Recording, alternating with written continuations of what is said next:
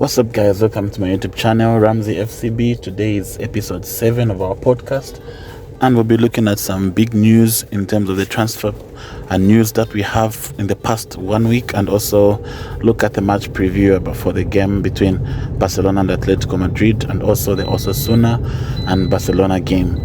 Without wasting time, let's jump right into it.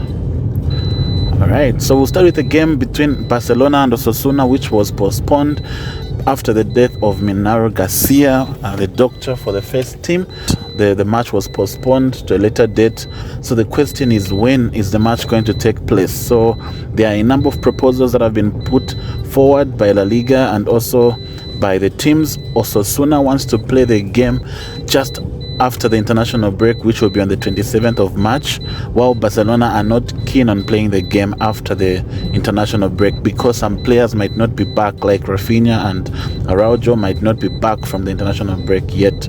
So Barcelona have stood their ground. They do not want to play the game then, but however they want to play the game in the last 2 matches of the league season.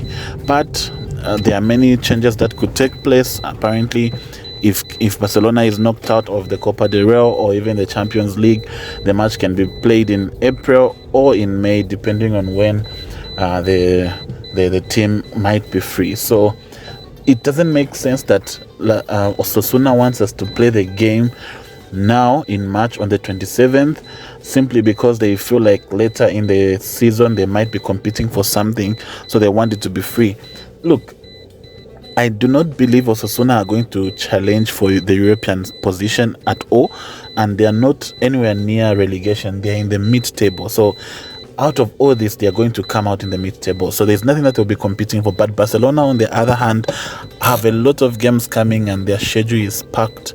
So it will be very unfair for Barcelona to play 4 games in a week, because if they move that game to the 27th, it means the match against Girona, which was supposed to be on Sunday, will be pushed to Monday, and then we also have another game after that. It doesn't make sense. So I think Barcelona should stand their ground and do not allow FIFA or La Liga to put the game at that point, because it will stress our players having to play 4 games. Okay, it's 3 games, but then there will be like 4 because another one will be coming in very close. So playing 4 games doesn't make sense. So I think the team should stand their ground and we play the game towards the end of the season, unless Barcelona is really knocked out of the Copa del Rey and the other. Maybe then, because we'll have free time and then we can play those games. Alright, that is about the match against Osasuna. Moving on to some transfer news. It's been rumored that Mo Salah and his agents have offered themselves to Barcelona as a free transfer in the summer. Of course, Mohamed Salah is getting out of contract in the summer, and renewals at Liverpool don't look like they are making any progress, especially because he wants a money raise. But there's news from the Spanish media that Mo Salah has offered himself as a free agent in the summer. This move doesn't make a lot of sense, looking at the fact that if Mo Salah has to come to Barcelona, he will have to get a very big pay cut, which is probably what he's already fighting at Liverpool. He wants a raise and the like, and that's why they probably don't want to renew him. So coming to Barcelona where he's going to get a very big pay cut doesn't make sense. And would I want to see Mo Salah at Barcelona? Of course. Mohamed Salah has proven to be at his prime right now. He's a Ballon d'Or contender. Of course, now that they're out of the Champions League, it looks unlikely, but he's been very good. He's been scoring goals, he's been giving assists, and his presence just in the squad makes the squad look good. So I would love to see Mohamed Salah at Barcelona, but he's a right winger, and looking at him, if he comes to Barcelona, where will he play? I just don't want to see Lamine Yamal being switched to the left, because the kid is also coming up, and if I were to choose between Lamine Yamal and Mohamed Salah, of course I would choose Lamine Yamal because he's younger, he has a better prospect, he's actually a good player, and will probably be the best player in world history very soon. So I'll still go for Lamine Yamal. So if bringing Mohamed Salah at Barcelona means benching Lamine Yamal, I would still not take it. If it means moving Lamine Yamal to the left wing, I wouldn't take it, unless Mohamed Salah is willing to play much deeper, maybe on the 10 or even play in the left wing. Otherwise, having to jeopardize the rising of Lamine Yamal is non-negotiable for me. It's non-negotiable, and it's better we don't take the deal. So he will be a good signing if they were to sign him. I just don't think it's really feasible. We're just a million of years away from signing him.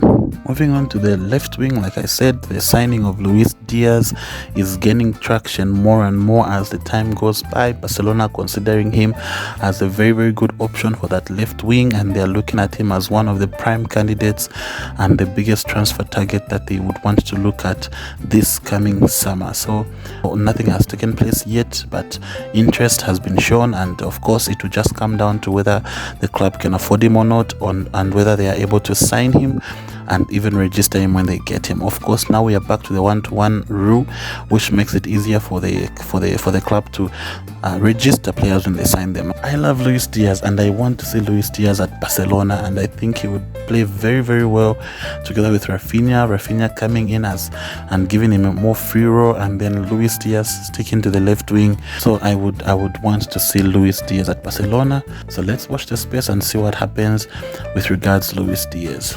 In other news, Barcelona want to strengthen their attack, and of course there are a number of prospects that have been rumored to be on the list, but Alexander Isak has offered himself to Barcelona as a free agent in the summer. Of course, this has been reported by some media in Spain, which are not very reliable in my opinion. Of course, we haven't heard anything from reliable sources like Fabrizio Romano or even Mundo Deportivo, so we'll still wait for those reliable sources to give us a hint of whether there is actually a possibility of getting Alexander Isak in Barcelona's number 9. But it is rumored that the agents and Alexander Isak have offered themselves as a free agent to Barcelona for this summer. Alexander Isak will be a very good addition to our attacking lineup. Of course, we have seen how he's playing at Newcastle, of which he's probably looking to sign out of Newcastle this coming summer. So he's been playing well, he's been scoring goals, he's just very decisive when you're going ahead, and he's very good in a team like Barcelona that has very good wingers like Lamine and Rafinha, with a very good midfielder and midfield like Pedri and Frankie de Jong, Marc Casado. He would exceptionally flourish at Barcelona, and I would love to see Alexander Isak. Of course, we have other options that the club is looking at. I would also put Victor Osimhen on the list. Victor Osimhen has been good in Galatasaray, and I think Barcelona would be a good fit for him as well. Barcelona need a number 9 that can run in behind, which is what Rafinha has been doing, and he's been scoring goals. Let's watch the space and let's see what happens. Now, for players that have been rumored to leave the club, Iñaki Peña has been rumored that he would want to leave the club because he wants to play. Iñaki Peña is in a difficult position right now because Szczęsny is playing very well, and he's doing very well. He hasn't lost a single game when he was named as our first goalkeeper as Barcelona, and he would want to stay like that. So already Iñaki Peña is the second goalkeeper right now after Szczęsny, and Ter Stegen will be coming back in the next 1 month or so, and obviously that puts Iñaki Peña as the third choice goalkeeper. So he's not in a good position at Barcelona, and he might want to leave because he wants to play. Already there are some clubs that have shown interest in signing him, and we are watching and seeing what's happening. But Iñaki Peña has been rumored to wants to leave the club because he wants to play. Now, looking at the match preview for this weekend, we meet Atletico Madrid tomorrow, but before that we have to look at the game that is taking place today, which is Real Madrid versus Villarreal. So now, looking at the way the table is looking at the moment, Barcelona is at 57 points, having played 26 games, and Real Madrid is at 57 points, having played 27 games. So we have a game in hand over Real Madrid. And then Atletico Madrid is at 56 points, having played 27 games. So today, Real Madrid will play their 28th game, and they would either win that or lose that. Now let's look at their opponents. They are playing at the Ceramica against Villarreal, and that has never been an easy game. So we might probably get some drop points in this match, especially for Real Madrid. Of course, Villarreal also wants to win. They are also in the top 6, but there might be some drop points here because it will be a very tough game for Real Madrid and also for Villarreal. So we're hoping that Real Madrid might drop points. However, if they don't drop points, it means they'll move 3 points ahead of us, having played 2 more games, meaning all we need to do is to at least get 3 points in the next 2 games, the game today and the game against Girona, which is coming up after the international break. So we have to just get 3 points for us to go back to the top, hoping Atletico Madrid are able to drop points either today or in the next game. So it's a very, very tight Liga race title, and of course we are looking at a lot of possibilities here. If the dynamics are a lot, but if Barcelona can manage to stay on top after this weekend, there's a very high chance we are going to win the league, because this is a very crucial weekend. And now for the match prediction, I think it will be a very tight game, but there will be goals in this game. Atletico Madrid are able to score, and Barcelona definitely are able to score. So I'm looking at a 3-2 to Barcelona, and it's possible we might get a draw out of this game again, a 2-2 draw or a 3-3 draw, but I think it will be a 3-2 game for Barcelona.